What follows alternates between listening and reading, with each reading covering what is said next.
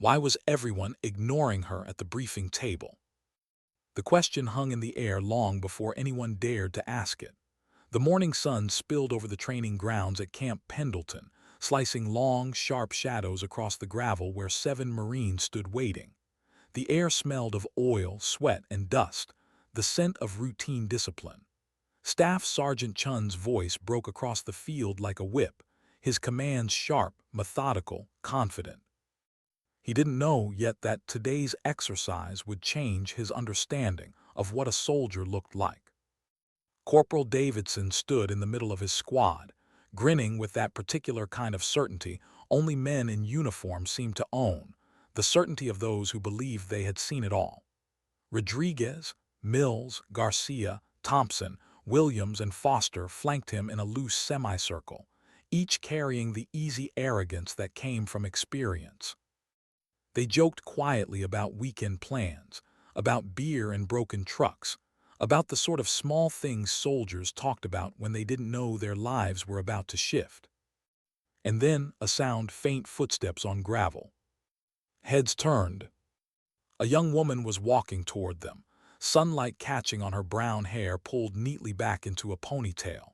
She wore jeans and a simple gray t-shirt, carrying no weapon, no insignia, no visible rank. Her stride was steady, neither timid nor demanding attention. Davidson elbowed Rodriguez, smirking. "What, we got reporters now." The woman stopped just short of the group, no hesitation in her voice. "I'm here for the advanced combat training session." Laughter followed, sharp, short, confident. Chun squinted at her as though waiting for the punchline.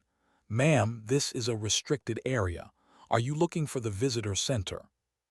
"I'm scheduled for the advanced combat training," she repeated, her tone calm, controlled, not defensive like someone who had said this kind of sentence before, 100 times to men who didn't believe her.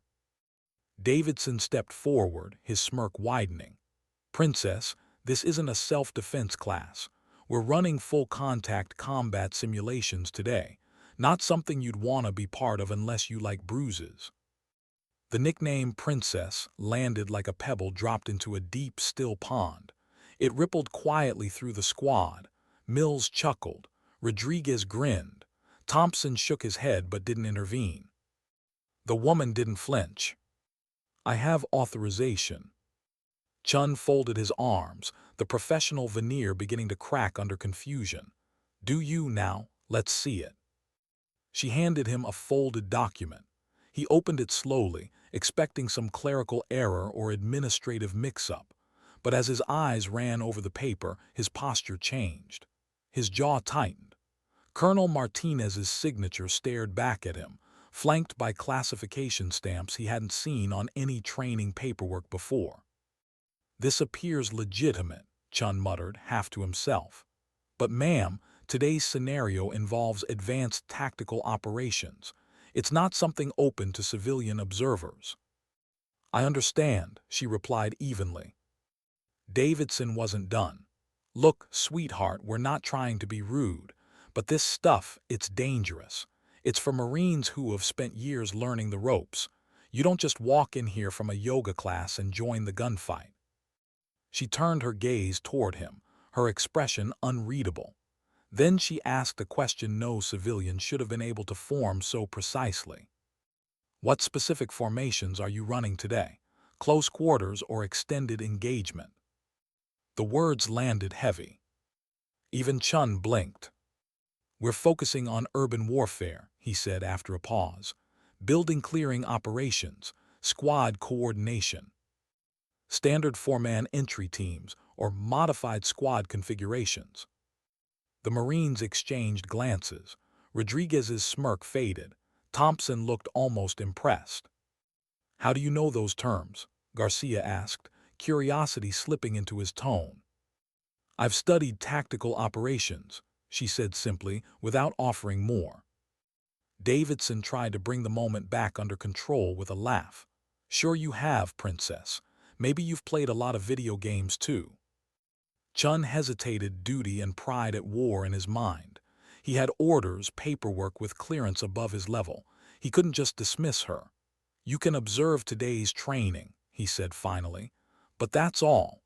Participation requires demonstrated competency." "Understood." Davidson grinned, turning back to his men. "Guess you'll get to see how it's really done." As they began their drills, the woman, silent, analytical, moved along the edge of the training area, watching with an attention that unsettled the men more than her presence should have. She wasn't gawking or impressed. She was studying movement angles, line of sight, communication rhythm. Her eyes followed every entry, every pivot, every formation like someone mentally mapping vulnerabilities. The Marines ran through the simulation cleanly, finishing their building clear in textbook fashion. As they regrouped, Davidson caught her still watching, unblinking, her hands loosely folded behind her back like an instructor taking mental notes. He called out, loud enough for everyone to hear, "Hope you enjoyed the show, Princess.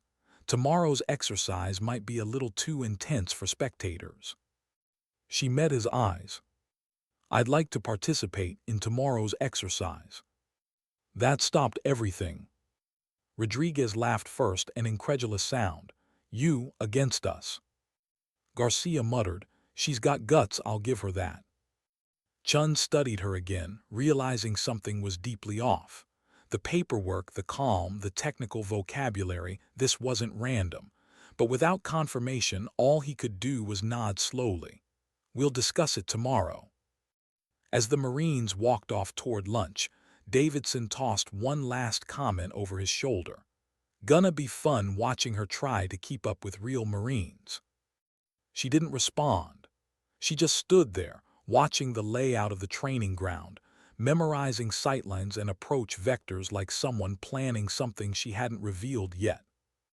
When she finally turned to leave, her steps were calm, measured, not the retreat of someone intimidated, but the quiet walk of someone preparing. That night Chun sat in his small office, the authorization document spread on his desk like a riddle. The classification stamps looked out of place on such a simple sheet. He called Colonel Martinez's office straight to voicemail. The response was the same from every channel: unavailable, use proper channels. He hung up frustrated. Something wasn't right. Across the base in the barracks, Rodriguez was still thinking about her movements. "Did you notice the way she shifted weight before each step?" he asked his roommate. "That's not how civilians move. That's how trained operators move, minimizing profile, conserving energy." Meanwhile, in the equipment room, Garcia found that someone had been through the simulated weapons locker. Everything had been checked, adjusted, tightened perfectly. Whoever did it knew what they were doing. By midnight, the base was quiet, but the questions were alive. Who was she? Why was her paperwork stamped by command levels that didn't bother with training exercises? And what exactly did she plan to prove tomorrow? Morning came with the metallic chill of anticipation. Chun arrived early, eyes scanning the field. He half expected her not to return. But there she was, walking across the gravel again. Only this time she didn't look like a visitor. She wore standard PT gear, gray shirt, black shorts, running shoes worn in from real use. Her posture was unmistakable military. "Good morning, Sergeant Chun," she said, her voice crisp, now formal. He frowned slightly. "You're early." "I'd like to participate today." Before he could answer, Davidson and his men arrived, their laughter echoing across the field until they saw her. The joke started instantly. "Look who came back, guess she's serious. Maybe she wants a souvenir bruise." Davidson stepped forward. "Princess decided to dress like a soldier today." She didn't answer. Chun pulled the authorization again, reading every line, hopping for clarity and finding none. Finally, he asked, "Do you have any documented combat training?" "I have training." "What kind?" "Combat training." Her tone was flat, neither defensive nor boastful. Davidson sighed. "That's not an answer. You're talking about fighting Marines who have done this for years." Thompson folded his arms. And if you get hurt, it's on us. You understand that?" "I do," she said softly. "Let me demonstrate." That caught Chun's attention. "What kind of demonstration?" "The obstacle course." Davidson smirked. "Now that I'd like to see." They walked to the course, a stretch of walls, ropes, and crawling trenches designed to break even the most confident recruits. "Standard time under 8 minutes, Chun said. "Over 12 means you're not ready." She nodded. "Go." She moved, smooth, efficient. Not the hurried scramble of someone trying to prove a point, but the silent rhythm of someone who knew exactly where her limits were and how to stay inside them. She scaled the first wall like she'd been doing it for years. Her climb, her crawl, her roll, all textbook. Garcia's voice was quiet as he watched. "She's using proper technique, military form." Rodriguez checked his stopwatch. "She's ahead of average time." Dust kicked around her as she darted between obstacles. Her shirt clung to her shoulders, showing the lean strength of training built over years, not months. Every movement was measured, no showmanship, no wasted effort. When she crossed the final line, Chun hit the timer. 6 minutes, 47 seconds. The silence afterward was heavier than the applause would have been. "That's better than my last run," Garcia admitted. Davidson swallowed, his smirk faltered. "That was decent, but combat's different." She looked at him calmly. "Then let's do combat." Chun hesitated. He wanted to say no, but the paperwork burned in his mind. "Tomorrow, full simulation, my call, my conditions." She nodded once, understood. As the Marines walked off, Davidson called back, half teasing, half uneasy. "See you tomorrow, Princess." She stood there a moment longer, her gaze sweeping over the training ground again, memorizing. And as the sun dropped behind the hills, the base lights flickered on, catching the edges of her calm face in amber glow. There was no satisfaction in her eyes, no triumph, just purpose. Something she hadn't told them, not yet. Because tomorrow wasn't about proving herself. It was about reminding them who she already was. What made her come back the next morning, knowing every man on that field expected her to fail. The dawn light crawled across the concrete training ground, cold and sharp. Marine boots stomped, voices echoed, and the smell of oil and sweat carried on the wind. But she stood apart, quiet, still, composed. Sergeant Chun watched her from the edge of the field, the authorization letter heavy in his hand. He had spent the night staring at it, reading the same classified markings again and again, trying to make sense of why someone with Pentagon-level clearance wanted to train with his squad. The paper said she was authorized. It didn't say why. He looked up as she walked toward him, same calm stride, same quiet presence, but now she wore full combat gear. The uniform fit perfectly, too perfectly. No hesitation in her movements, no awkwardness. The gear wasn't borrowed, it was familiar. "Good morning, Sergeant," she said, stopping just a step away. "Morning," Chun replied, scanning her gear. "You ready for today's simulation?" "Yes." Before he could ask more, Davidson's voice cut through the air. "Well, if it isn't the Princess Ranger herself." The 7 Marines trailed behind him, laughing. The energy around them was electric, mocking, but there was something new under the laughter, a trace of unease they couldn't hide. Davidson looked at her, still trying to hold on to his grin. "You really want to do this? 7 Marines, full contact, urban scenario. You sure you can handle that?" Her tone didn't rise, didn't bend. "I'll manage." He laughed again. "Sure, and I'll try not to cry when you tap out." Chun sighed. "Enough. Rules are simple, full tactical simulation, standard safety protocols. This is training, not combat. Anyone breaks those boundaries, they answer to me." The squad nodded, though the humor still lingered.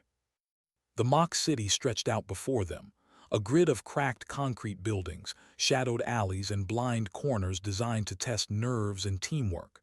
Normally it was chaos. Shouting, smoke, the bark of simulated gunfire. Today, though, an odd stillness hung in the air. When the signal horn blared, the Marines moved as one. They swept in formation, clearing rooms with professional precision. Davidson led from the front, calling out angles and corners, but as they advanced, something was wrong. No sound, no movement. Then a flash, two quick bursts of simulated fire from somewhere above. "Contact northeast building," Garcia shouted. Before they could respond, Rodriguez's vest beeped, hit registered, then Mills. "She's behind us," Thompson yelled. But she was.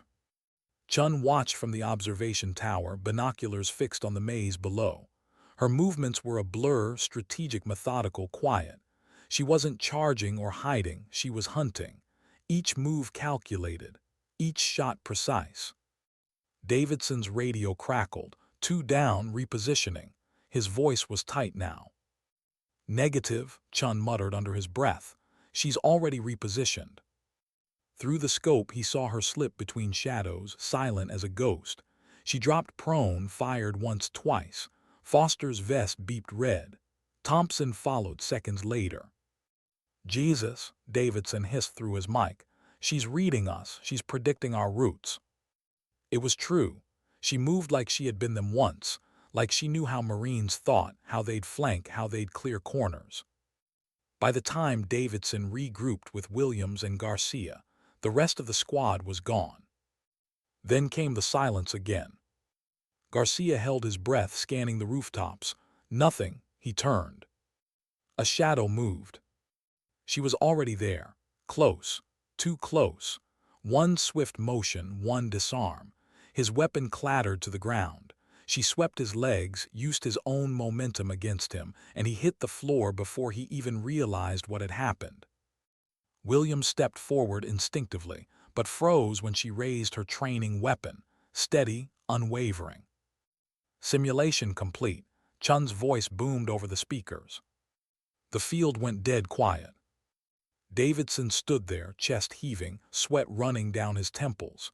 He looked around at his team, 7 Marines down. Not one hit registered on her. Chun descended from the tower slowly, the weight of what he'd just seen settling over him. "All right," he said carefully. "That's the end of the exercise." No one spoke. She removed her helmet, letting the cool air hit her face. Her expression didn't show triumph, just calm, maybe a trace of fatigue. Davidson stared at her, disbelief in his voice. "Who the hell are you?" "Staff Sergeant Sarah Vale," she said finally. "United States Army, Ranger Regiment." The silence that followed was absolute. Rodriguez blinked. Mills actually stepped back. Davidson's grin, that trademark grin, was gone completely. "Ranger," he echoed softly, like the word itself hurt to say. Vale nodded once. "I was asked to observe and evaluate advanced combat readiness across multiple units. Yesterday, this unit was chosen." Chun exhaled, a slow, measured sound. It all made sense now, the authorization, the secrecy, the precision. "So this was an evaluation," he said quietly. "Yes, and you performed well," she said, looking at the men who only a day ago had mocked her. "You followed procedure. You communicated effectively, but you were predictable. You rely on your strength and your numbers. That's not failure, that's conditioning." Davidson rubbed the back of his neck, embarrassed. "We didn't even touch you." "You weren't supposed to," she said softly. "You were supposed to learn." No one laughed this time.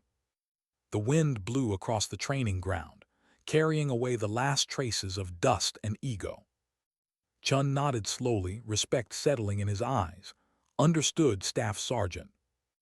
Vale turned to him. "This exercise isn't about humiliation. It's about readiness. You have a strong team. They just need to see combat through a different lens." And with that, she walked away. No salute, no ceremony. Just the quiet confidence of someone who'd proven enough long ago. As the Marines packed up, Davidson stood still for a long moment, staring at the place she'd disappeared. Rodriguez broke the silence first. Guess Princess wasn't a princess after all. Davidson didn't answer. His eyes were far away, focused on the memory of her calm precision. Finally, he said quietly, "No, she was a damn ghost." That night the barracks were uncharacteristically silent. No laughter, no music, no jokes, only reflection. Because it wasn't just about being beaten. It was about realizing what strength looked like when it didn't shout, didn't flex, didn't need to prove anything. And in that silence, each Marine wrestled with the same thought. Maybe power doesn't always roar. Sometimes it just moves, quietly, decisively, and leaves the world changed in its wake. Why did command suddenly care about one small training exercise at Camp Pendleton? That was the question Staff Sergeant Chun kept asking himself the next morning as the sunlight bled through his blinds. He hadn't slept much. The images replayed in his mind: 7 trained Marines, tactical veterans, outmatched by one woman who had moved like smoke through a battlefield. He sat at his desk, staring at the authorization document again. The same seal, the same red ink classification, the same signature from Colonel Martinez that now felt like a quiet warning he hadn't recognized in time. A knock at his door broke the stillness. Garcia stepped in, his expression uneasy. "Sergeant, you're going to want to see this." Chun followed him down the hall into the equipment bay. The racks of simulated weapons and tactical gear stood in precise order, except now, each one bore the unmistakable touch of inspection. Clips locked, barrels clean, comm gear recalibrated. Every piece had been handled by someone who knew what to look for. "She went through all of it," Garcia said. "Late last night, I think. Nothing's missing, but everything's better than we left it." Chun studied the rifles, the comm sets, the straps. Whoever had checked them hadn't done it out of curiosity. This was preparation, assessment. "Get Rodriguez," Chun said, "and Thompson now." Within minutes, 3 Marines stood in his cramped office, the air heavy with unease. Thompson spoke first. "Sergeant, I called my buddy at 29 Palms last night. Asked if they'd seen anyone like her, woman, brown hair, comes with Pentagon-level paperwork. And they said yeah, a couple of weeks ago. Exact same authorization. Walked in, did an evaluation, took down a unit in an hour and disappeared. No report ever filed." Rodriguez frowned. "So this isn't random?" "No," Chun said quietly. "It's coordinated." He looked at the authorization again. Now the words seemed to glow: Special Assessment Authorization, Division 77A3. The classification level was higher than anything he'd handled in his career. "What does 77A3 mean?" Rodriguez asked. Chun shook his head slowly. "It means it's not our business." But his eyes betrayed curiosity and worry. The door opened suddenly. Davidson stepped in. He looked different now. No grin, no arrogance, just quiet confusion. "Sergeant," he began, hesitating, "if that was an evaluation, what happens to us now?" "Nothing official," Chun replied, "until I get orders." "But word's spreading," Davidson said. "People are talking. Whole base knows we got wiped out by one woman. Some are saying it was a setup." Chun studied him carefully. "You feel like it was?" Davidson exhaled, rubbing the back of his neck. "I don't know what it was. I just know she wasn't fighting like anyone I've seen before. She knew where we'd be before we did." Garcia leaned forward. "She fought like someone who's trained to evaluate, not destroy. She could have humiliated us worse if she wanted." Chun nodded slowly, "Which means she was holding back." That realization sat in the air like a weight. By late afternoon, the entire base was whispering. Who was she? Why had she come? Rumors flew: CIA Delta foreign liaison. None of them fit. That evening, a message arrived for Chun. "Report to Intelligence Division. Priority briefing. 1900 hours." He arrived on time, heart steady but heavy. Inside, Major Thompson from Intel sat behind a steel desk, stacks of folders beside him. Staff Sergeant Chun, the major said, gesturing for him to sit. We need to talk about yesterday's incident. Incident? Chun repeated. You mean the exercise? Thompson's expression didn't change. Officially, yes. Unofficially, it was part of a Pentagon-level assessment program, cross-service evaluations under Project Code 77 Alpha 3. Chun's throat tightened. He didn't speak.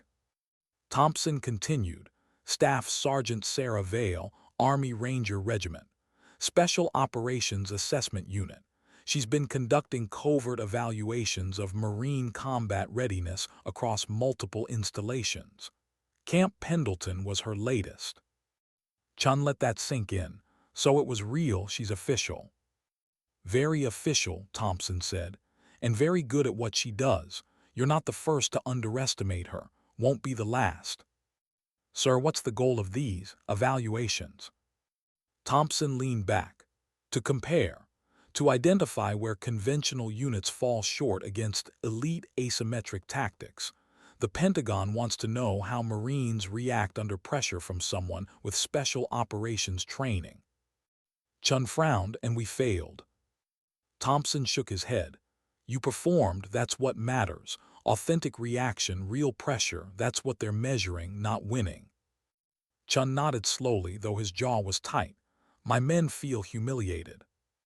They'll get over it, the major said. If they're smart, they'll learn from it. Then his tone softened, becoming more reflective. Do you know why they call her the Ghost Ranger? Chun looked up. Because she doesn't announce herself, Thompson said. She's been through operations you and I will never read about. She's been shot at, left behind, forgotten, and came back stronger. She doesn't fight for approval. She fights to prove training works. For a moment, the office was silent, except for the hum of fluorescent lights. Thompson slid a folder across the table. Her mission here is concluded. You're not to discuss it, not with your unit, not with other officers. Classified Level 4. Understood. Chun nodded, taking the folder but not opening it. Understood, sir. Good, Thompson said. You'll receive debriefing orders in the morning. Dismissed. Chun stood, saluted, and walked out. But as the door closed behind him, the weight of what he'd heard pressed harder. It wasn't the secrecy that unsettled him. It was the humanity behind it. Somewhere in all the protocol and silence, there was a woman who carried the burden of being invisible, the kind of soldier who only existed in the shadows between recognition and rumor. Meanwhile, back at the barracks, the squad sat in uneasy quiet. No music, no games, just a table scattered with half-empty mugs and the hollow sound of reflection. Garcia leaned forward, elbows on knees. You know what's weird? She didn't brag, didn't even smile when it was over. Rodriguez nodded. Because it wasn't about ego, it was about data. Data, Mills scoffed. She tore through us like we were training dummies. Rodriguez looked at him. Yeah, but she didn't humiliate us. She taught us without saying a word. Davidson, sitting at the end of the table, spoke for the first time in a while. She said we rely on numbers, on procedure, that we're predictable. I keep thinking about that. She's right. Thompson lifted his eyes. Predictability keeps people alive in formation. It's what we're trained for. Yeah, Davidson said quietly, but maybe it also keeps us blind. No one argued. Garcia broke the silence. You think she'll come back? Davidson shook his head. People like that don't come back. They're ghosts. They appear, change everything, and vanish. Hours later, Chun sat in his darkened office, the folder still unopened before him. He traced the embossed seal with his thumb, confidential assessment file. Vale, Sarah L., Staff Sergeant, 75th Ranger Regiment. He opened it finally. The first page wasn't about her performance record. It was about loss. A list of operations: Syria, Kandahar, Fallujah. Next to each, personnel MIA, confirmed casualties. And yet her name never moved to the list of fallen. She was always the one who came back. At the bottom of the page, a line in bold. Current assignment: Special Assessment Operations, Behavioral and Tactical Analysis Division. Chun leaned back, exhaling slowly. She wasn't just testing tactics, she was studying human response, leadership, ego, fear. He closed the folder and rubbed his eyes. For a moment, he thought about the way she had looked after the exercise, calm, detached, almost sad. She wasn't proud of what she'd done. She was measuring it. The door creaked open. Rodriguez stepped in, hesitant. "Sergeant, you awake?" "Barely." Rodriguez looked uneasy. "Permission to speak freely." "Go ahead." "She's not what I expected," Rodriguez said. "And I think maybe that's the point. We keep expecting strength to look one way, loud, commanding, obvious. But she was quiet, controlled. She didn't need to win. She already knew she could." Chun studied him for a long moment. "You're learning the right lesson, Rodriguez. Remember it." Rodriguez nodded and turned to leave, then paused. "Sergeant." "Yeah. Do you think we'll ever get to her level?" Chun looked at the dark window, where the faint reflection of the base lights glimmered like stars in fog. "Maybe," he said softly, "but only if we stop trying to act like Marines are the only ones who know how to fight." Rodriguez nodded, quietly absorbing that truth, then walked out. The room fell still again. Chun leaned back in his chair, staring at the shadows stretching across the floor. He thought about her, the precision, the silence, the way she'd looked at his men as if she'd seen every weakness, every fear, every pattern they'd never questioned. He wondered how many times she'd walked into places like this, underestimated, dismissed, then forced to prove what she already knew. Somewhere out there, beyond the fences and the floodlights, she was already gone, maybe to another base, maybe to another test. But for Chun and his Marines, the real training had just begun. Because sometimes the hardest lesson in the military wasn't how to fight. It was learning what real strength looks like, when it doesn't demand to be seen. Why did the Pentagon suddenly summon her, instead of sending a report through normal channels? Staff Sergeant Sarah Vale stood in front of a gray steel door deep inside the operations wing of Fort Bragg, the kind of place where people talked in low voices, and every corridor smelled faintly of coffee and secrets. The guard scanned her ID twice before the lock disengaged with a muted click. Inside, the room was smaller than she expected. No flag, no polished wood, just concrete walls, a single desk, and two men in plain uniforms. One of them she recognized, Colonel Martinez, the man whose signature had been on every authorization document she carried. The other wore no name tag. "Staff Sergeant Vale," Martinez said, his voice steady but unreadable. "At ease, sit down." She obeyed without a word. Her face was composed, but her heartbeat still carried the weight of the last week. Camp Pendleton had gone as expected, efficient, surgical, uncomfortable for everyone involved. Yet she couldn't shake the expression on those Marines' faces when the exercise ended. Confusion, shame, and something else she hadn't seen in a long time, reflection. The nameless man spoke first. His tone was dry, bureaucratic, but with a trace of curiosity. "Your assessment at Pendleton caused more reaction than we anticipated. 7 Marines taken down in under 7 minutes. No casualties, no misconduct, complete control of engagement. You realize the footage, been requested by half the training divisions on the West Coast." Vale stayed quiet. He leaned back. "You were told to evaluate readiness, not rewrite doctrine." She met his gaze evenly. "I followed orders. My role is to observe weaknesses and record findings."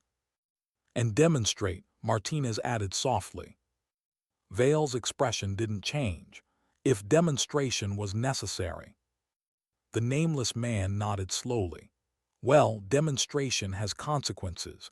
You've embarrassed an entire division, Staff Sergeant."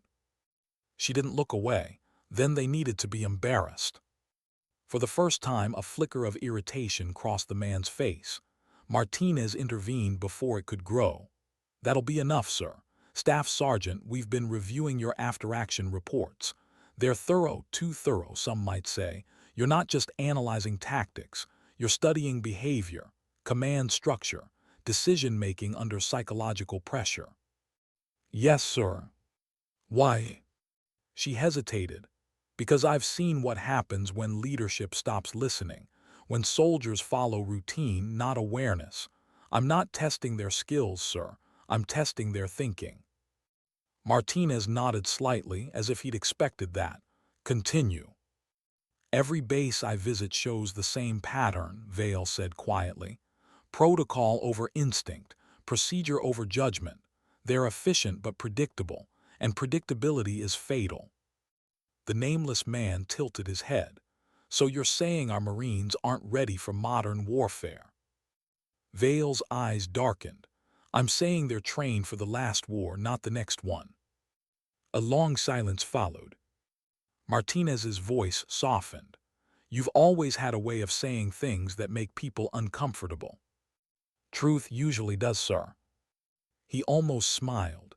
You've been through a lot of uncomfortable truths yourself. Kandahar, Tal Afar, the operation in Raqqa. Her jaw tensed. With respect, sir, those missions are classified.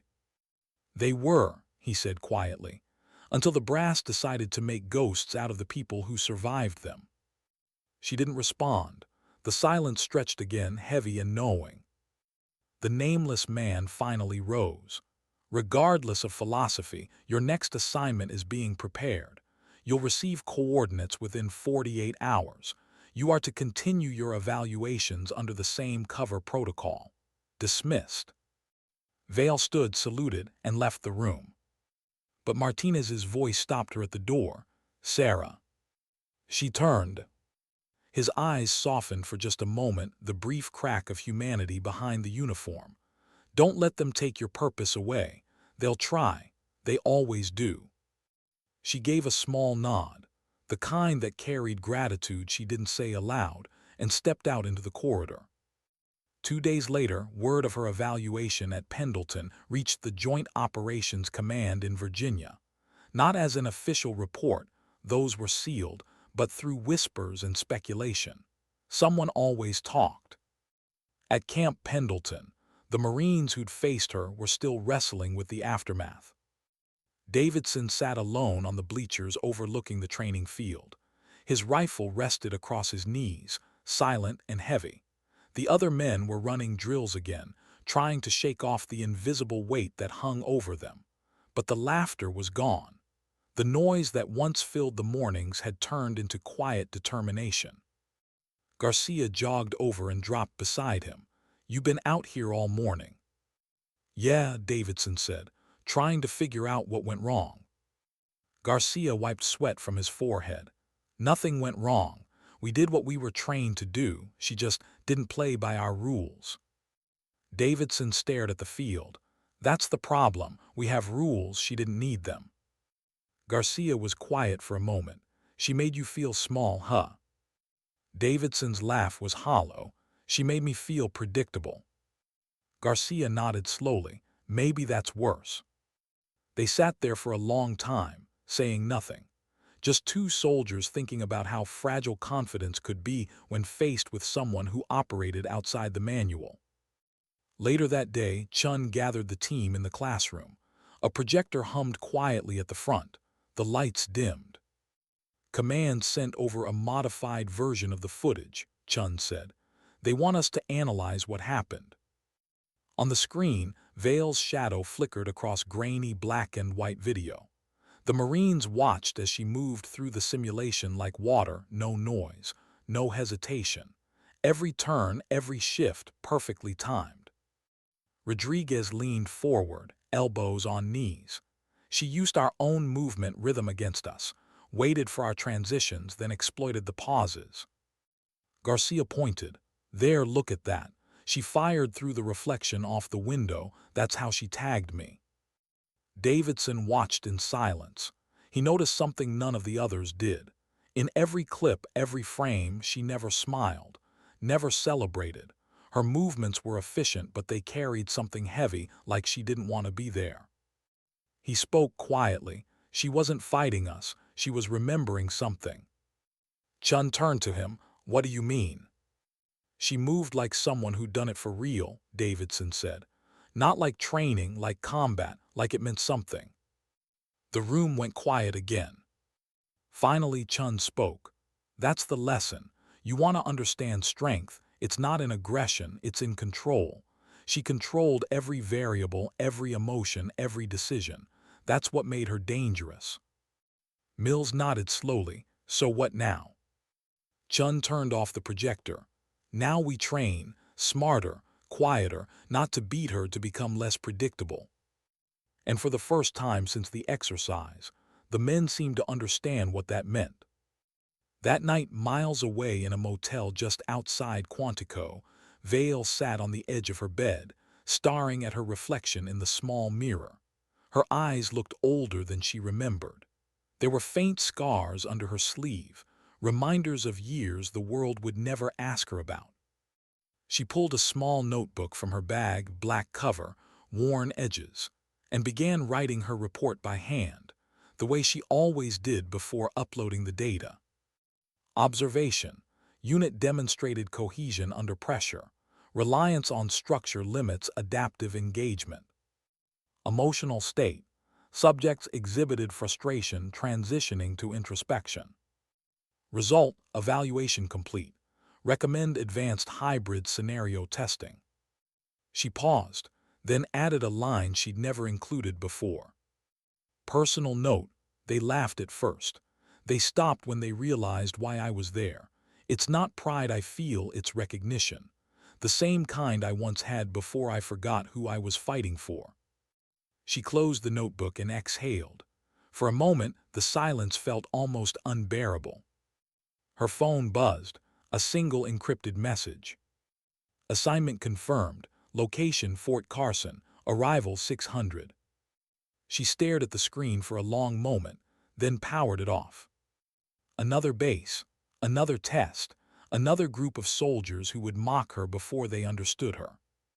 She lay back on the bed, eyes open, mind quiet but not at peace. She remembered Martinez's words, "Don't let them take your purpose away." She whispered to the ceiling, almost too softly to hear. Purpose isn't something they can take. It's something you lose when you stop believing it matters.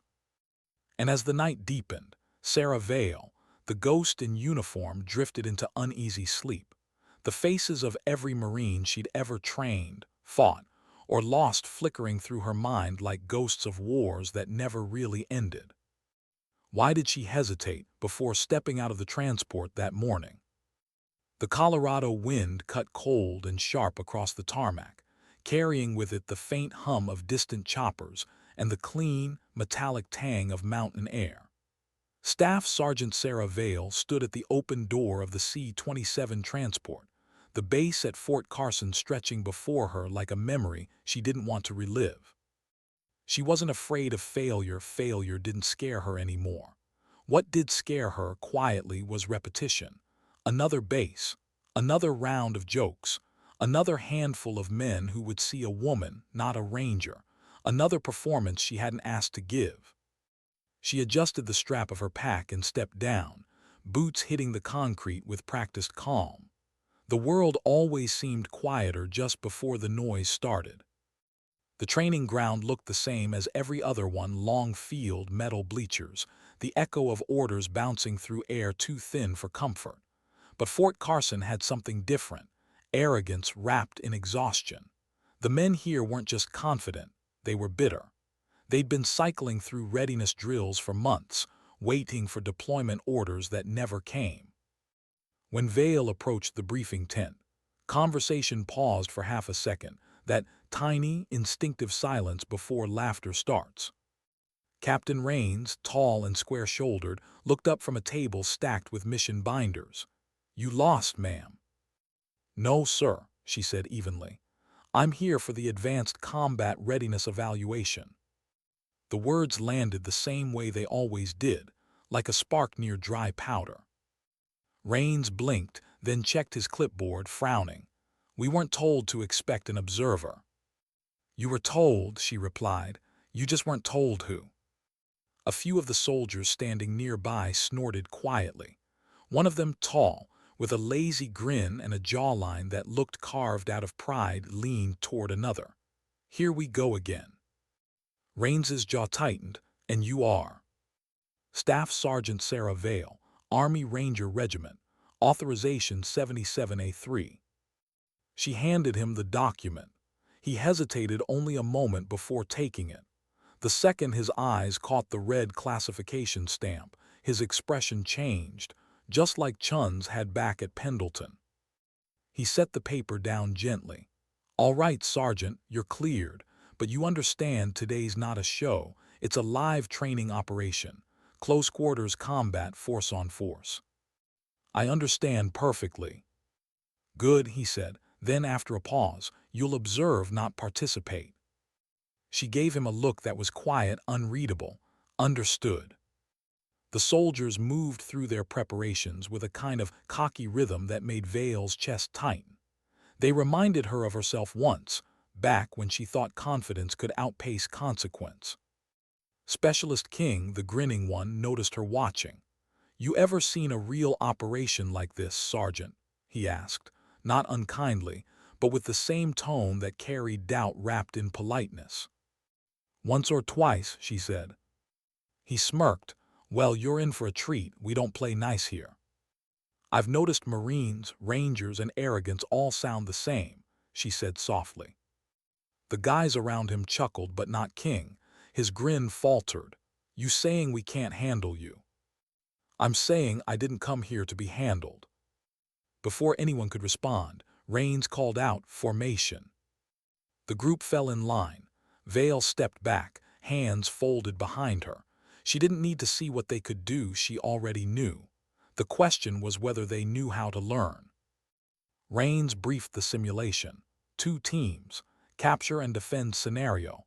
Vale would observe the Alpha unit's execution. But as the exercise began, something shifted.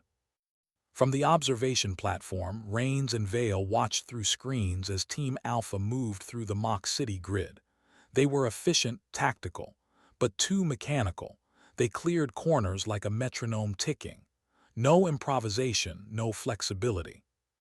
"Textbook execution," Raines said proudly. Vale didn't respond. She leaned closer to the screen, her brow furrowing slightly. "You see a problem?" "Yes," she said quietly, "they're winning." Raines frowned. "That's the point." "No," she said, "it's the problem." On the monitor, Team Bravo began to counterattack. But Alpha didn't adapt. They responded exactly as Vale predicted, by reinforcing their strong side, leaving their flank vulnerable. "Watch," she murmured. 3 seconds later, Bravo breached from the west, flanking Alpha perfectly. Within minutes, the defending team was overwhelmed. Raines cursed under his breath. "How did you?" "Pattern recognition," she said simply. "Your men communicate in rhythm. They move in rhythm. Any enemy who studies them for 5 minutes can predict their next callout." He turned to her. "So what do you suggest?" She hesitated. She wasn't supposed to interfere, but she also couldn't watch them fail the same way everyone else had. "Give me 1 hour with them," she said finally. "No weapons, no drills, just movement." Raines studied her for a long moment. "If this goes wrong, the blame's on you." "It won't go wrong." An hour later, under the fatting sun, the unit gathered again, this time without their cocky rhythm. Curiosity and quiet challenge hung between them. Vale stood in front of them, calm and centered. "You move well," she began, "but you move like soldiers. That's not a compliment." King frowned. "Isn't that the point?" "No," she said. "The point is to move like survivors." They looked at her, puzzled. "Soldiers follow orders," she continued. "Survivors read chaos. They listen to what the silence says. You follow a manual, I follow the air." Raines crossed his arms, skeptical. "And how do you teach that, Sergeant?" Vale stepped back and pointed to the open field. "Show me your pursuit technique." King motioned for his team. "All right, men, track and intercept." They moved quickly, textbook again. Perfect lines, perfect spacing, predictable. Vale waited until they were halfway across the field, then moved. One pivot, one shift, her timing perfect. She didn't outrun them, she outthought them. Each time they tried to cut her off, she redirected her path through their blind spots, forcing them to collide, hesitate, recover. Within seconds, their formation collapsed. No one spoke. When she stopped, she wasn't even breathing hard. "You don't need to be faster," she said quietly. "You need to be less certain." For the first time, Rains didn't have a comeback. King lowered his eyes. "Can you teach that?" She nodded. "If you're willing to be uncomfortable." He hesitated, then quietly, "We are." Over the next days, the tone on base changed. Vale didn't bark orders. She didn't yell. She observed, corrected, demonstrated the way an artist teaches motion, not the way a commander demands obedience. She showed them how to use silence, misdirection, patience. The men began to move differently, not smoother, sharper, quieter, more aware. On the fifth day, Rain stood beside her at dawn as the unit began their last drill. He watched them execute flawlessly, unpredictable, adaptive, silent.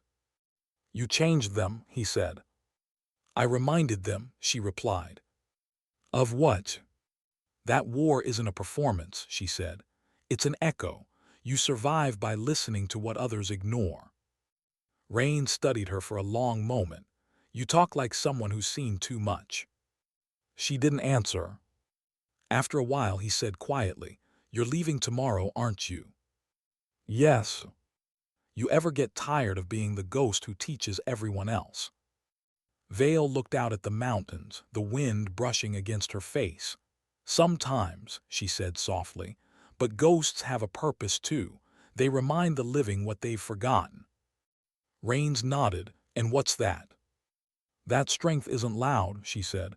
"It's steady." That night the men gathered by the barracks fire pit, something they hadn't done in months. There was laughter again, but softer now, less about arrogance and more about understanding.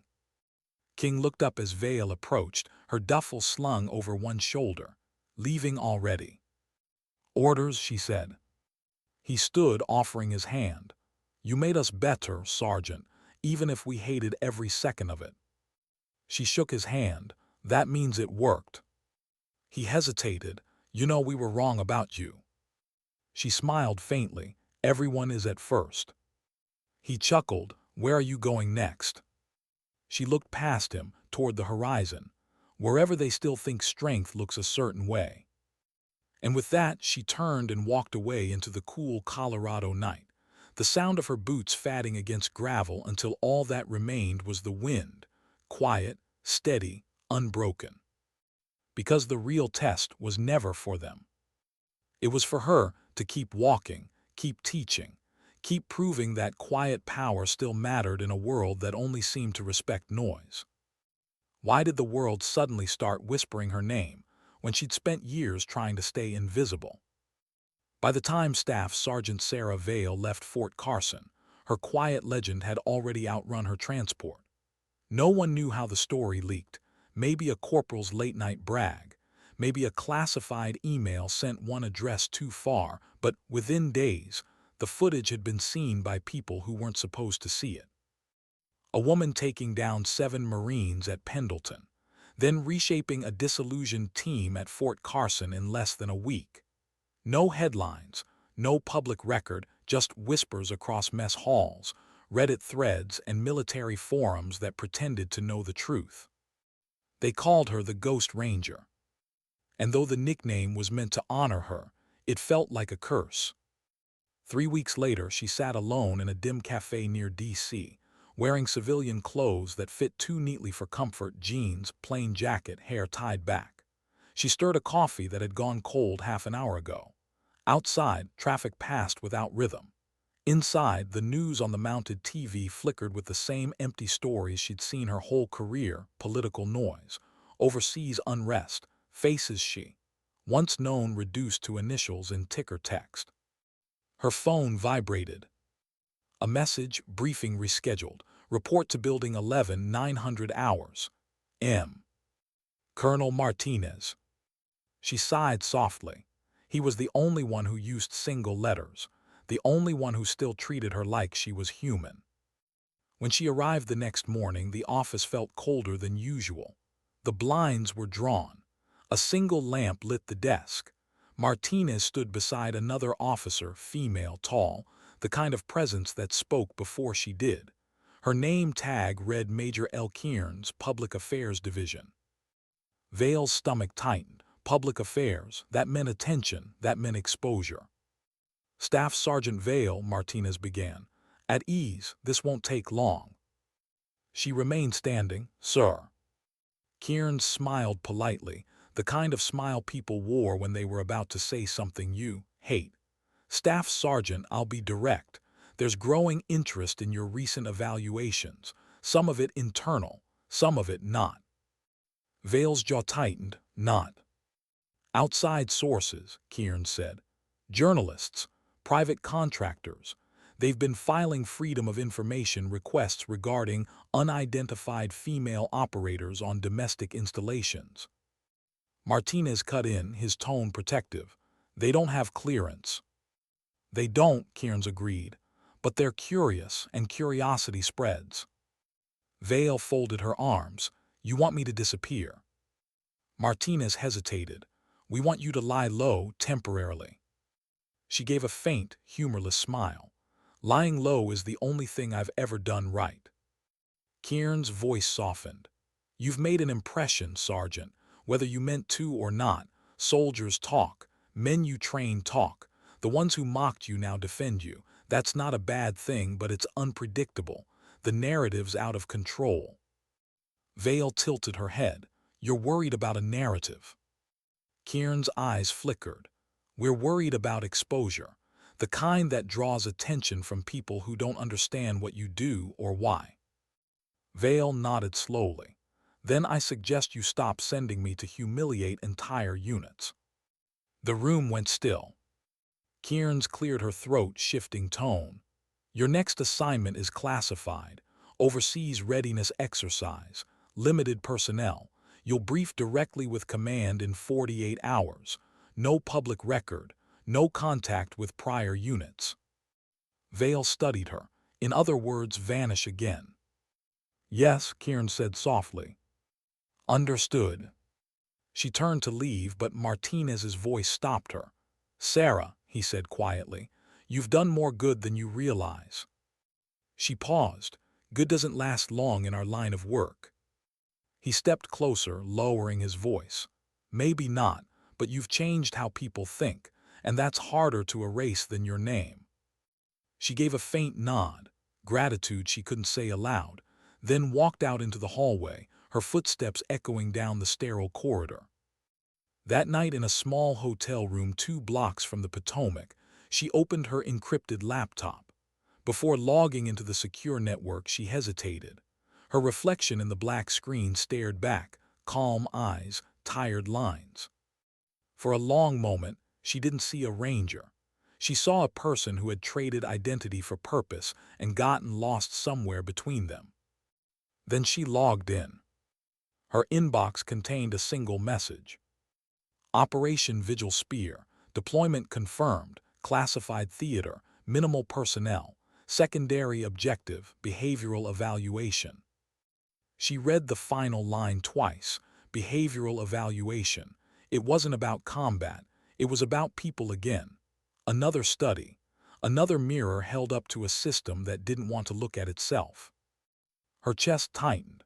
She closed the laptop slowly, leaned back in the chair and stared at the ceiling. How many times could a person test others before the test consumed them? Meanwhile, somewhere in an office across town, a journalist named Adam Kerr was piecing together the rumor everyone else dismissed. He'd heard the whispers too, about the woman who beat 7 Marines, about the ghost who trained soldiers better than their generals. He dismissed it as military folklore until he found a document buried inside a defense contracting database. Staff SGT, S. Vale, Authorization Code 77A3, Behavioral Analysis Division. The file was redacted but not perfectly. A careless edit left a name, a date, a reference to Camp Pendleton, enough for a trail. He leaned back in his chair, the glow of his laptop reflecting off tired eyes. "Who the hell are you, Sarah Vale?" he muttered. For weeks he dug. Each base she'd visited had no public record of her, but the soldiers remembered. "Yeah, I remember her," one Marine told him over the phone. "She walked in like she owned the place. We laughed at her. Big mistake." Another from Fort Carson said, "She didn't train us, she changed us. None of us talk the same way about strength anymore." The pattern fascinated him. This wasn't a soldier. This was a phenomenon. Vale's flight lifted off 2 days later. Destination unknown, coordinates locked behind digital keys even she couldn't access until airborne. She sat in the cargo bay surrounded by silence, the hum of the engines the only sound. Across from her, 3 young soldiers sat stiffly, stealing curious glances at her uniform.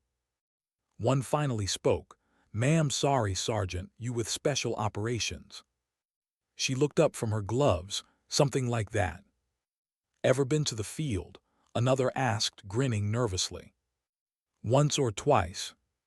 The first soldier smiled. "Well, maybe you can teach us a few tricks." Vale's expression didn't change. "Be careful what you wish for." They laughed lightly, unaware that by the end of the mission, they'd never joke that way again. Half a world away, Adam Kerr printed his findings onto a table full of papers. Photos, documents, field logs, everything he could gather about this unnamed program, 77A3. But there was one thing missing, her voice. He needed to hear her side.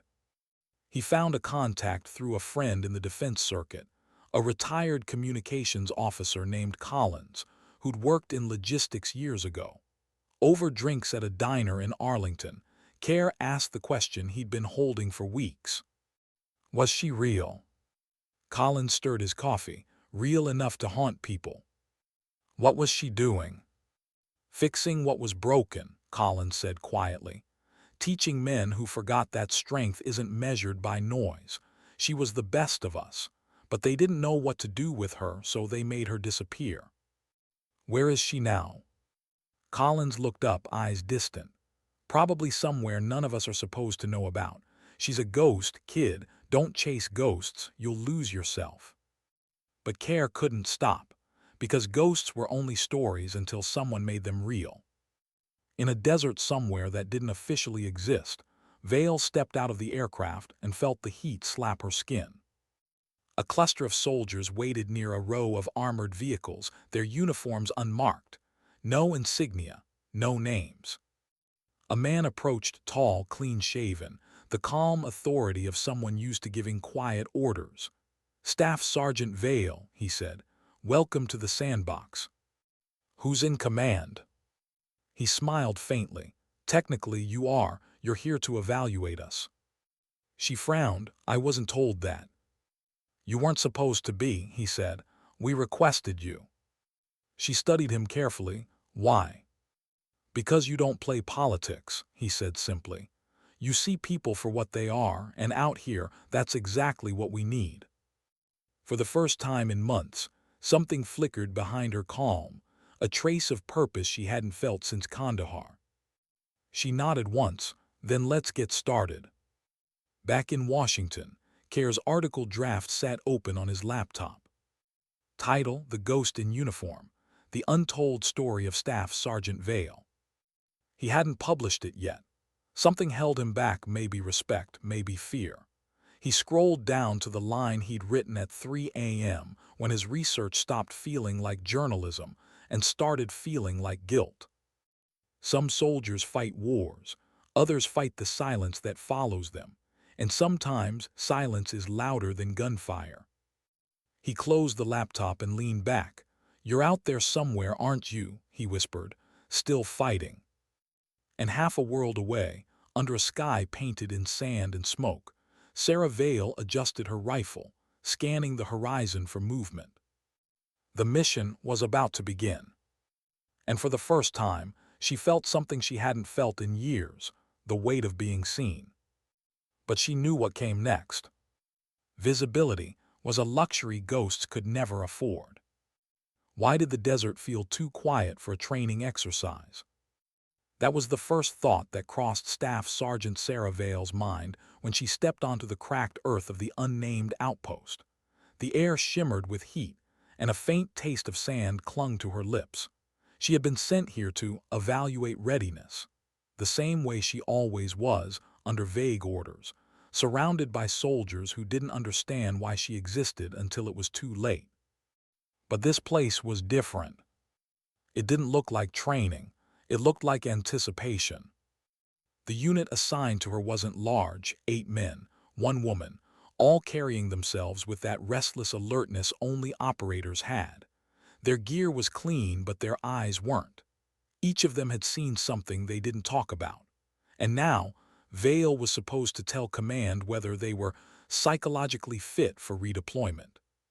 She'd read the file on the plane. The team had lost 2 people in their last overseas rotation. Unstable cohesion was the phrase. Command wanted to know if they could still function as one. But as Vale scanned the horizon, endless dunes and abandoned structures, she had a sinking feeling that she was being sent here for something more than evaluation. "Welcome to nowhere," Captain Elias Stone said as he approached her. He was tall, broad-shouldered, the kind of man who wore leadership like armor, heavy but necessary. "Is that the official name?" Vale asked dryly. He smiled faintly. "Might as well be. Command says you're here to assess our operational cohesion. That sound right?" "That's what they told me." He studied her for a moment. "And how do you plan to do that?" "By watching," she said, "and waiting." Stone nodded slowly. "Fair enough. Just so you know, this team's been through hell. They don't like outsiders." "I'm used to that." He gave a half-chuckle. "Yeah, I read the Pendleton report. 7 Marines, clean sweep. Not bad for someone who just observes." Her expression didn't change. That wasn't about winning. "Sure looked like it." She didn't respond. Instead, she turned toward the horizon, where a convoy of vehicles sat under netting. "When do we start?" Stone followed her gaze. "We already did." By late afternoon, the team had begun maneuvers, patrol drills, comm relay checks, reconnaissance routines. Vale watched everything from the periphery. She noticed the way Private Danner's grip trembled slightly when his weapon jammed, the way Sergeant Knorr avoided eye contact with his own squad leader, the silence between the 2 medics who used to be friends. These weren't problems of tactics. They were fractures of trust.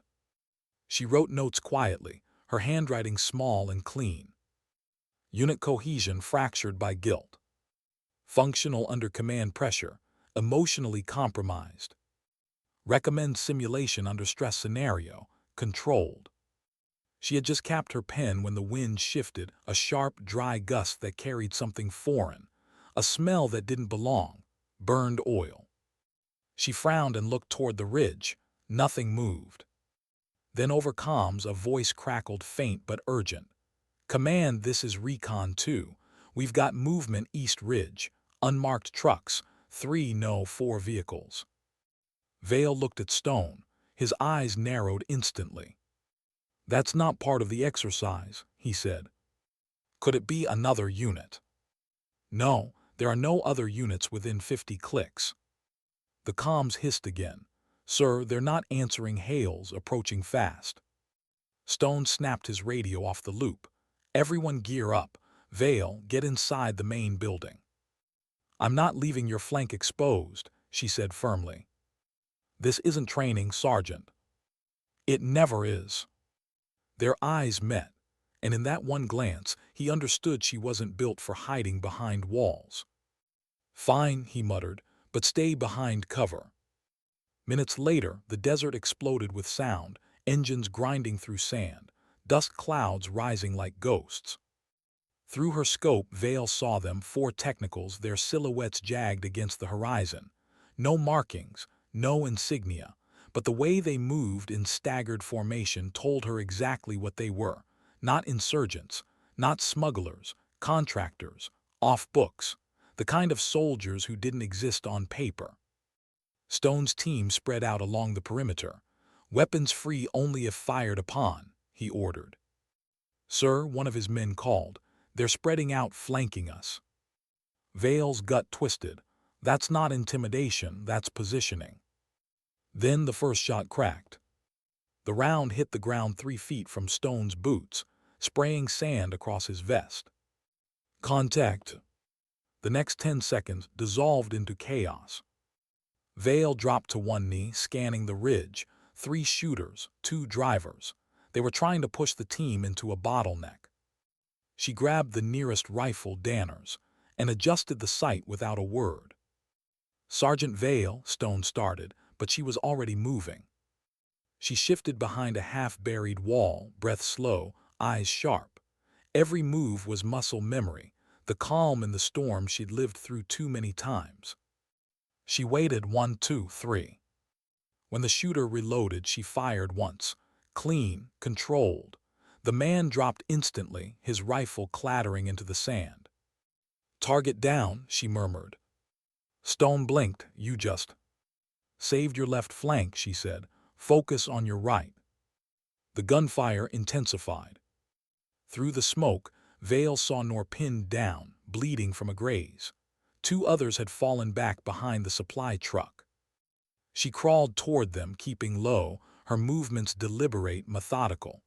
Each time a bullet struck near her, she felt it like an echo, not fear, just recognition. When she reached Noor, she pressed a hand over the wound. You're fine, grazed, breathe. He tried to speak. Why are they here? I don't know, she said, but they didn't come for the outpost. He looked at her weakly. Then what? Her eyes flicked toward the main building, where the satellite terminal blinked quietly through the smoke. They came for information. 20 minutes later, it was over. 3 attackers dead, 1 truck disabled, the rest retreating over the ridge, engines howling into the horizon. The desert went still again. Stone walked among the wreckage, his jaw tight, his radio pressed to his ear. Command, this is Outpost Epsilon. We've been engaged. 4 KIA hostile. Minimal friendly casualties. Request immediate clarification. Was this exercise compromised? Static, then a faint voice. Copy Outpost Epsilon, stand by. Vale crouched beside one of the fallen mercenaries. His uniform had no flag, but she recognized the equipment, American-made. Private. Contract work. Contractors, she said quietly, but not random ones. These were trained. Stone knelt beside her. You think we were targeted? She shook her head. No, you were cover. For what? She pointed to the truck. That. They were trying to access the data core. Whatever command's storing here, it's worth killing for. Stone exhaled, trying to steady himself. You ever get the feeling we're all just chess pieces? She gave a faint smile. Always. He studied her, sweat streaking down his face. You fought like you've done this 100 times. I have, she said softly, and every time I hope it's the last. That night the desert wind carried a hollow quiet. The team sat around a makeshift light, their faces lit by dull amber. No one joked, no one bragged. Danner spoke first. Those weren't randoms, they knew our layout, our patrol times. Stone nodded grimly. Someone fed them intel. Vale looked up from her notes. Someone inside. The silence stretched. Who? Noor asked quietly. I don't know, she said, but they were after classified behavioral data. Project 77A3 isn't about combat readiness anymore. It's about control. Control. She closed her notebook. Patterns, reactions. The Pentagon studying soldiers not just physically but psychologically. How they respond to chaos, fear, leadership. It's all one giant test. Stone frowned. So were the experiment. Everyone is, she said. No one spoke for a while after that. Half a world away, Kerr received a message he didn't expect. An anonymous attachment, Coordinates, a timestamp. He opened it. A live satellite feed. Through grainy pixels, he saw them, soldiers moving through desert heat, a woman at their center, calm, commanding her. He felt a rush of adrenaline. She's still active, he whispered. They're using her again. He hit record. He didn't know why, but something deep inside told him the story wasn't just about one soldier anymore. It was about the machine she was trapped inside. Back in the desert, the stars stretched endless above them, cold, indifferent. Vale sat alone on the ridge, her rifle resting across her knees. The sand below glowed faintly under moonlight, soft and deceptive. Stone joined her quietly. Command says reinforcements in the morning. She nodded. He studied her profile, the calm that seemed too heavy to be peace. You ever think about stopping? All the time. So why don't you? She looked at him, her eyes reflecting the starlight. Because every time I walk away, someone else gets sent in blind. I can't fix the system, but I can remind it that we're still human. He was silent for a long moment. That's not your job, Sarah. I know, she said softly, but it's the only thing that still feels like mine. The wind shifted again, carrying distant thunder, not from storms but engines. She lifted her scope. A faint line of headlights shimmered miles away. They're coming back, she murmured. Stone cursed quietly. They don't know when to quit. She rose to her feet, loading her rifle with calm precision. Then we remind them why ghosts aren't meant to be chased. Far above, in an office lined with glass, Major Kearns stared at the same feed Kerr had intercepted. Her hands were trembling slightly. She turned to Martinez, who stood beside her, jaw tight. They weren't supposed to be attacked. No one was, he said. Then who sent those contractors? He exhaled slowly. Someone who doesn't want her seen. They watched the screen in silence as the desert lights flickered again. And in the grainy glow, Sarah Vale's silhouette moved forward, alone, steady, ready. She wasn't just evaluating soldiers anymore. She was fighting the unseen war between duty and conscience, and somewhere, miles away, a journalist was about to make her ghost story real. Because sometimes, the most dangerous truth isn't the one you hide. It's the one that keeps surviving every time you try to bury it. Why did the horizon glow red before dawn? It wasn't sunrise. Not yet. It was something else, movement, dust, and the faint shimmer of engines crawling across the desert like a slow-approaching storm. Staff Sergeant Sarah Vale stood on the ridge, the wind pulling at her sleeves, the metallic taste of coming conflict sitting heavy on her tongue. Behind her, Captain Stone's team stirred restlessly, the kind of silence soldiers keep when they know the next few hours could erase them. They fought off one attack the night before, but this wasn't the same force. The convoy out there was larger, more vehicles, better coordination, deliberate. They're regrouping, Vale said quietly. Stone joined her, binoculars pressed to his eyes. That's not regrouping, that's a second wave. How many? Looks like 15, maybe 20. Vale exhaled slowly, the air cold in her lungs. They're coming for the data core. If they get it, command loses more than intel. They lose deniability. Stone lowered the binoculars. What are our odds? She gave a faint, humorless smile. Same as always, 50-50. He laughed under his breath. You sound calm. I stopped panicking years ago. By 400, the outpost was ready. Sandbags stacked, flares armed, every weapon loaded. But deep down, Vale knew it wouldn't be enough. They were outnumbered, out-equipped, and too far from reinforcements. She moved through the camp quietly, checking each soldier one by one. Noor, pale but steady. Danner, gripping his rifle too tight. The others trying to hide fear behind forced calm. She paused by Stone. When this starts, I need you to stay near the terminal. Why? Because if they breach, you're the only one with the access code to wipe it. He frowned. And what about you? I'll buy you time. He shook his head. No way, we do this together. Vale looked at him, really looked, the desert wind catching her hair, her eyes steady but heavy with memory. You still think this is a war you can win. It's not. It's a cover-up we can survive. Before he could argue, the first shot rang out. The bullet tore through the night, hitting the radio tower with a metallic scream. Sparks rained down. Positions, Stone barked. The desert exploded again. The first wave came hard, precise bursts, suppressive fire pinning the team behind cover. Vale moved like she always did, low, fast, without hesitation. She shouted coordinates to Stone, returning fire in controlled pairs. Contact front 2 o'clock, Noor called. Flank left, Vale ordered. They shifted, tight and disciplined, but the enemy pressed closer. Tracer rounds carved orange streaks through the dark. Reloading, Danner yelled. Vale dropped beside him, covering his flank. Her breath was steady, her heartbeat slow, the strange calm she'd learned in places that no longer existed on any map. Another explosion rocked the ground, the supply truck this time. A blast of heat rolled through the compound.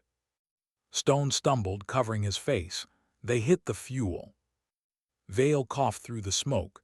They're trying to blind us. Then let's return the favor. She grabbed 2 flares from her belt, cracked them open, and hurled them into the night. Red smoke poured across the sand, painting everything in hellish glow. Through the haze she saw them, silhouettes moving with mechanical precision. Not mercenaries this time, something cleaner, military. She froze. Stone saw her expression. What is it? They're ours. He blinked. What? She pointed to their gear. U.S. issue helmets, formation discipline. These aren't contractors. These are covert response teams. Stone's voice dropped. You're saying command sent them? Yes, she said softly, and they don't know we're still alive. The battle raged for another 20 minutes before it turned quiet, too quiet. The gunfire thinned, replaced by the dull hum of drones overhead. Vale ducked behind a concrete barrier, checking her ammo. 3 magazines left. Her shoulder burned from a graze, but she barely felt it. Stone knelt beside her. We can't win this. I know. He looked at her, searching for something, hope, maybe, or permission to give up. But her face was calm, the calm of someone who had already made her decision. They can't get the data, she said. If they do, every soldier we've ever trained becomes a test subject. Every mission becomes an experiment. He nodded grimly. So what's the plan? You wipe the system, I'll draw them off. Sarah. Do it, she said firmly. That's an order. Her tone left no room for argument. He stared at her for a long moment, then finally nodded. You always were terrible at following rules. She almost smiled. That's why I'm still here. She moved through the smoke like a shadow, every step calculated. The gunfire started again as the advancing team spotted her. She fired short bursts, just enough to keep them chasing her, away from the main building, away from the data. Bullets sliced through the air, shredding the sand around her. She dropped behind a wrecked truck, breathing hard.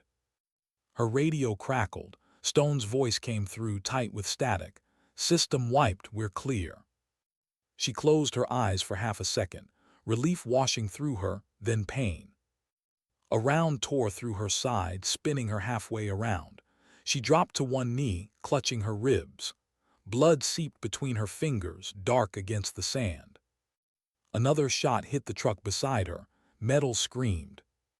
She crawled toward the ridge, forcing herself upright. She could hear them closing in, boots crunching over grit, radios murmuring.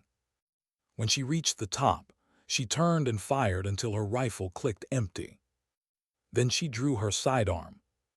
Come on, she whispered, let's finish this. The night answered with silence. At dawn, the fight was over. Reinforcements arrived hours too late. They found the outpost half destroyed, bodies scattered, data cores melted. Captain Stone survived barely. So did 2 of his soldiers. But when they searched the ridge, they found only Vale's rifle and a blood trail that disappeared into the dunes. No body, no signal, nothing. Command declared her MIA. Unofficially, those who were there said she walked away. Weeks later in Washington, Adam Kerr's article hit the wire. The Ghost Ranger, the soldier the Pentagon couldn't control. It spread quietly at first, a niche piece, half-redacted photos and testimony from unnamed sources, but the words caught fire anyway. She wasn't a myth, the article said.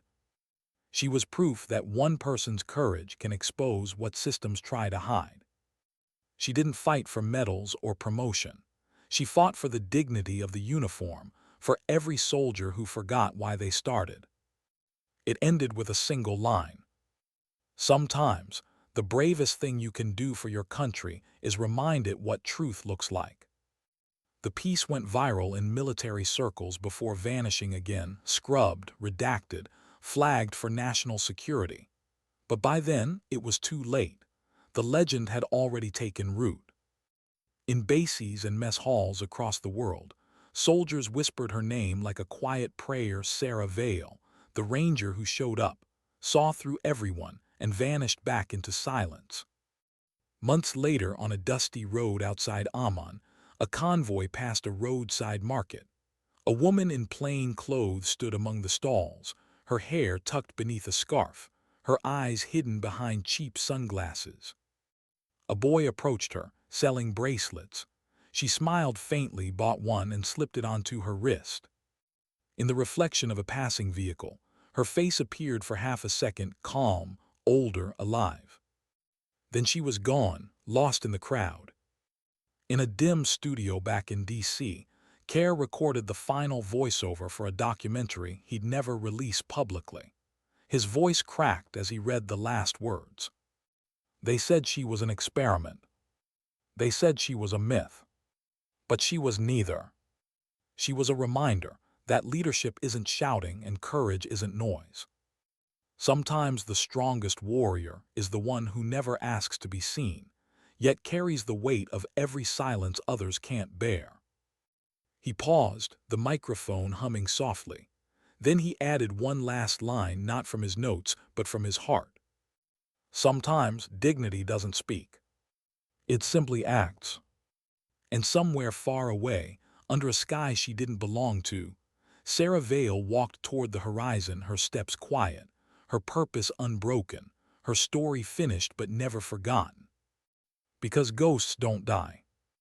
They just move on to where they're needed next.